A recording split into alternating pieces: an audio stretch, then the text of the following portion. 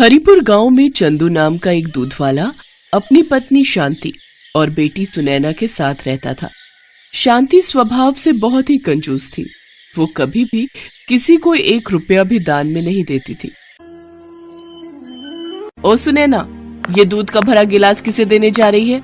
माँ, वो एक बूढ़ी अम्मा दरवाजे पर खड़ी है, उन्हें बहुत भूख लगी है। माँ, हमारे पास तो बहुत सारा दूध है, मैंने सोचा थोड़ा सा दूध अम्मा को दे दूं। बड़ी आई गरीबों में फालतू का दूध बांटने वाली। ला इधर ला ये दूध का गिलास। पता है कितना महंगा दूध है ये? पाव भर दूध ऐसे ही दे दूं। और ये सब छोड़, तू जाकर ये मक्खन गांव में बेच कर आ। सुबह दूध बेचने गई तो मेरे पैरों में अभी तक दर्द हो रहा है। और कभी कोई कहे कि मक्खन के पैसे तेरे बापू को देंगे तो तू साफ बोल देना कि ये हिसाब अलग है और तेरे बापू अभी 8-10 दिन बाद ही शहर से लौटेंगे, तब तक इंतजार थोड़ी करेंगे। ठीक है माँ। सुनैना मक्खन बेचने चली जाती है। मक्खन ले लो मक्खन, ताजा ताजा मक्खन। अरे सुनैना बेटी, आज तू मक्खन बेचने आई है? सुबह दूध शांति दे गई थी। तेरे बापू घर पर नहीं है क्या? हाँ काकी, बापू कुछ दिनों के लिए शहर गए हैं। माँ सुबह दूध बेचने आई थी पर उनके पैरों में दर्द था, इसलिए अब मैं मक्खन बेचने निकली हूँ। अच्छा, ला 1 किलो मक्खन कर दे। और फिर इसी तरह सुनैना गांव में मक्खन बेचकर घर लौटी। उसके पास बहुत सारे पैसे थे। ये देखकर शांति खुश हो गई। अरे वाह, सुबह दूध की भी अच्छी कमाई हो गई और अब साथ ही साथ मक्खन भी बहुत अच्छे दामों में बिक गया। माँ, जब तक बापू नहीं आते तब तक मैं मक्खन बेच आऊंगी, इससे तुम्हें आराम मिलेगा। ठीक है, पर मक्खन अच्छे दामों में बेचना ताकि हमारी अच्छी कमाई हो। अब सुनैना रोज मक्खन बेचने जाने लगी। एक दिन सुनैना मक्खन बेचने जा रही थी। रास्ते में राधा कृष्ण मंदिर पड़ा। सुनैना कुछ देर आराम करने मंदिर की सीढ़ियों पर बैठ गई। तभी उसे मंदिर में पंडित जी द्वारा कही जा रही भगवान कृष्ण के बाल्यकाल की कथा की आवाज आई। यशोदा मैया भगवान कृष्ण के लिए रोजाना माखन निकाल कर रखती, पर कृष्ण को माखन इतना प्रिय था कि वो अपने मित्रों के साथ गांव की गोपियों का भी माखन चुराकर खा जाते थे। गांव में जिस घर भी माखन बनता था, कृष्ण अपने सारे सखाओं के साथ झट से पहुंच जाते और ताजा ताजा मटकी का माखन खा लेते थे। कृष्ण को माखन बहुत प्रिय है। पंडित जी, क्या भगवान कृष्ण को आज भी माखन का भोग लगा सकते हैं? हाँ बेटी, क्यों नहीं। भगवान कृष्ण तो प्रेम के भूखे हैं और माखन तो उन्हें बहुत पसंद है। पर गांव के लोग केवल जन्माष्टमी पर ही भगवान कृष्ण को माखन खिलाते हैं, और दिनों में कोई माखन नहीं लाता। पंडित जी चिंता मत कीजिए, अब मैं रोजाना कृष्ण के लिए माखन लेकर आऊंगी। ये लीजिए पंडित जी, मेरे पास बहुत सारा माखन है और इसमें से थोड़ा सा भगवान कृष्ण को खिला दीजिए। जीती रहो बेटी, खुश रहो। अब सुनैना रोजाना ही जब मक्खन बेचने जाती तो थोड़ा माखन भगवान कृष्ण के लिए निकालती और उसके बाद बचा हुआ माखन बेच देती। माँ, ये लो आज के माखन के पैसे। क्या बात है सुनैना, आजकल तू माखन के बहुत कम पैसे दे रही है, कहीं तू पैसों को खर्च तो नहीं कर देती? नहीं माँ, मैं तो सारा माखन बेच कर आती हूँ। वो तो लग रहा है गाय भैंस दूध पतला दे रही है, इसी कारण माखन कम निकलता है। कुछ तो गड़बड़ है, मुझे इसका पीछा करना होगा। जरूर सुनैना मेरे से झूठ बोल रही है। शांति सुनैना का पीछा करती है। सुनैना मंदिर के आगे जैसे ही रुकती है, शांति उसका हाथ पकड़ लेती है। ये तू मंदिर में कहाँ जा रही है? मैं तुझे माखन बेचने के लिए भेजती हूँ या खेलने के लिए? चल, अब से मैं भी तेरे साथ माखन बेचने जाया करूंगी। अकेले तू इधर उधर खेलती रहती है। अब क्या करूँ, माँ तो मेरे साथ है।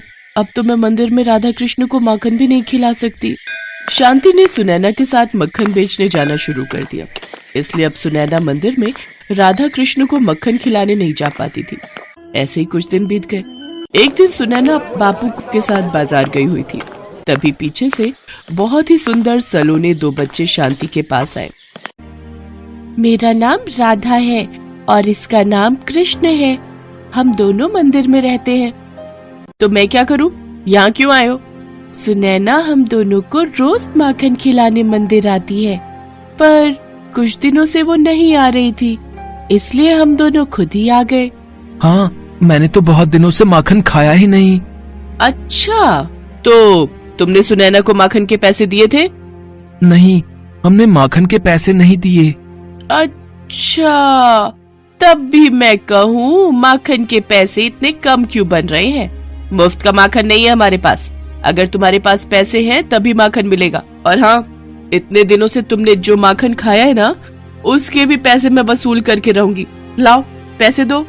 हमारे पास पैसे नहीं है। हाँ, ये हमारे पास सोने के कड़े हैं, आप ये रख लो। अरे वाह, माखन के बदले सोने के कड़े। ये तो सोने पर सुहागा वाली बात हो गई। हाँ हाँ, मैं तुम्हें अभी माखन देती हूँ। शांति की खुशी का ठिकाना नहीं था।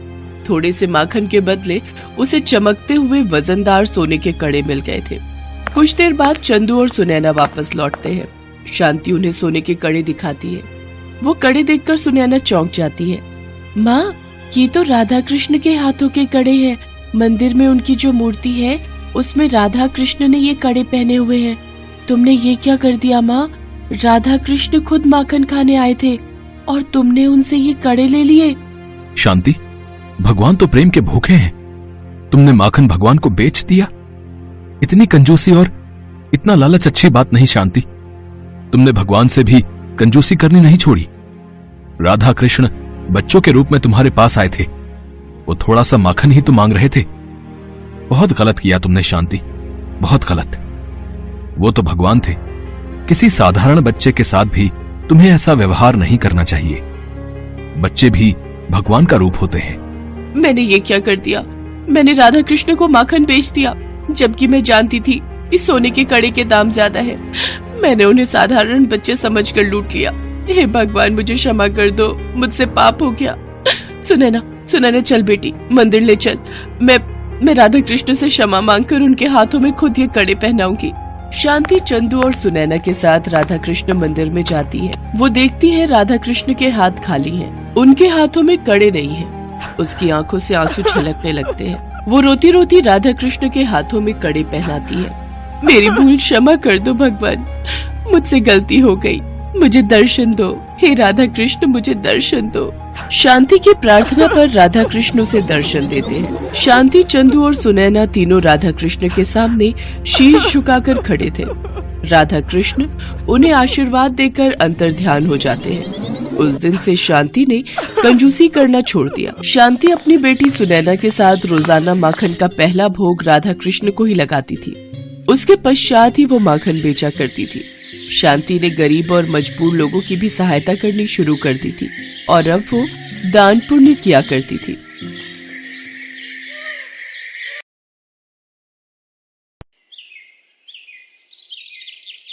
आज से लगभग हजारों वर्ष पहले की बात है, जब भारत में राजाओं का शासन हुआ करता था। ऐसा माना जाता है कि राजस्थान के जयपुर का गोविंद देव मंदिर उसी समय का बना हुआ है। गोविंद देव मंदिर में शुरू से ही पुजारी पूरे दिन भक्ति भाव से भगवान गोविंद देव जी की पूजा अर्चना किया करते, फिर शाम के समय आरती करते और रात को शयन के लिए जाते समय मंदिर का पट बंद करने से पहले भगवान के पास 4 लड्डू रख देते थे। जय गोविंद पुजारी जी। अच्छा, एक बात बताइए, आप गोविंद देव के सामने रात के समय रोजाना ये 4 लड्डू रखकर ही मंदिर के पट बंद करते हैं, ऐसा क्यों? मतलब इसका क्या कारण है? 4 लड्डू रखने के पीछे का कारण ये है कि अगर रात के वक्त भगवान गोविंद जी को भूख लग जाए तो वो ये 4 लड्डू खाकर अपनी भूख मिटा सके। मेरे मन के भाव ही कुछ ऐसे हैं कि ऐसा करने से मुझे अलग ही तृप्ति का अनुभव होता है।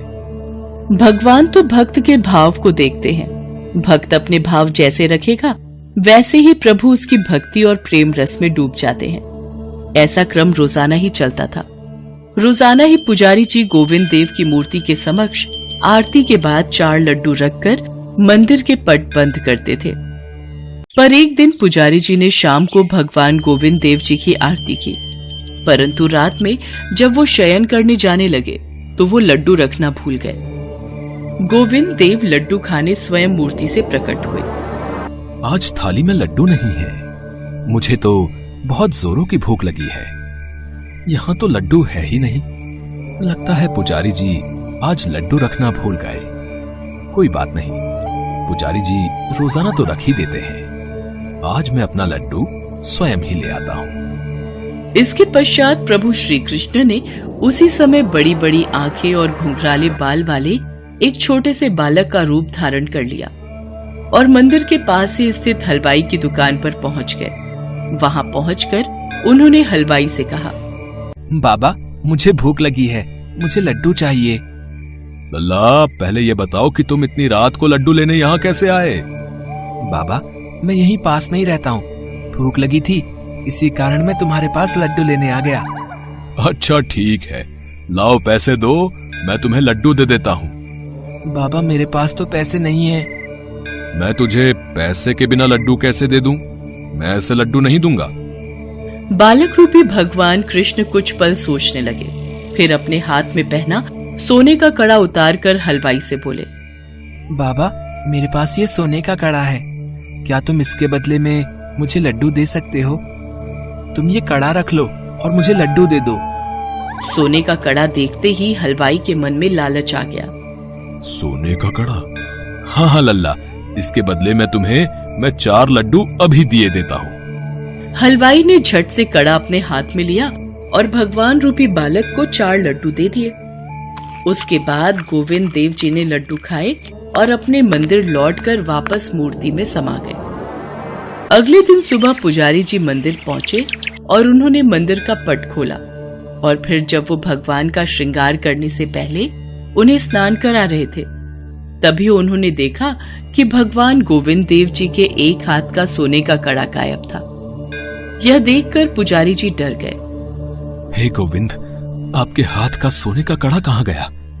कल रात को मैंने देखा था, दोनों हाथों में सोने के कड़े थे। मंदिर में कौन आया जिसने सोने का कड़ा ले लिया? मुझे महाराज तक ये खबर पहुंचानी होगी। अब तक ये बात मंदिर में सबको पता चल चुकी थी। पुजारी जी ने मंदिर के सेवक के द्वारा उस राज्य के राजा तक ये खबर भिजवाई कि गोविंद देव जी के एक हाथ का कड़ा गायब हो गया है।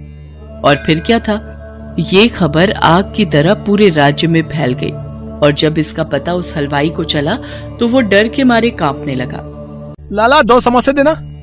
भैया ये किस सोने के कड़े की बात नगर में फैल रही है? अरे तुम्हें नहीं पता, गोविंद देव जी के मंदिर से गोविंद देव जी के हाथों में जो सोने के कड़े हैं ना, उसमें से एक हाथ का कड़ा गायब है भाई। कहीं ये कड़ा वही तो नहीं जो कल रात वो बालक मेरे पास लेकर आया था? मुझे तुरंत ही ये बात राजा को बतानी होगी, नहीं तो सब मुझे ही चोर समझेंगे। हलवाई तुरंत ही राजा के पास गया और भरी सभा में कड़ा देते हुए बोला, महाराज, जो कड़ा गोविंद देव जी के मंदिर से गायब है, पुजारी जी से पूछिए क्या ये वही कड़ा है? जी महाराज, ये गोविंद देव जी का ही कड़ा है। लाला, तुम्हारे पास ये कड़ा कैसे आया? महाराज, कल रात में जब अपनी दुकान बढ़ाकर घर जाने लगा तो उसी समय मेरे पास एक बालक लड्डू लेने आया था और उसी ने मुझे ये कड़ा दिया था और जिसके बदले मैंने उसे 4 लड्डू भी दिए। 4 लड्डू? हे गोविंद, कल रात में आपके लिए थाली में लड्डू रखने भूल गया था। पुजारी जी, आप किस सोच में पड़ गए? कौन था वो बालक? महाराज, वो बालक कोई और नहीं, स्वयं गोविंद देव जी थे। हे गोविंद, हे कृष्ण मुरारी, मुझे क्षमा कर दो, मैं आपके लिए थाली में लड्डू नहीं रख पाया। आपकी लीला अपरंपार है, मैं आगे से ऐसी भूल कभी नहीं करूंगा। पुजारी जी की बातों को सुनकर राजा और सभा में आए सब लोग हैरान हो जाते हैं कि वो बालक कोई और नहीं बल्कि स्वयं भगवान गोविंद जी थे। और ये बात सुनकर हलवाई भी खुद को कोसने लगा कि वो कितना अभागा है जो भगवान कृष्ण गोविंद मुरारी को नहीं पहचान पाया। वो मन ही मन भगवान गोविंद देव जी से क्षमा मांगता है। उस दिन के बाद से आज तक रोज रात को भगवान गोविंद देव जी को शयन कराते समय 4 लड्डू उनके पास रखे जाते हैं।